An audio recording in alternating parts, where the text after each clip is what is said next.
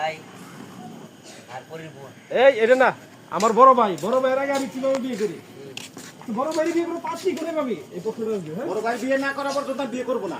Ready এই পর্যন্ত তোর তো আমি আগে অনেক বলছিলাম বুলবুল ভাই সব আছে হ্যাঁ রোল অ্যাকশন।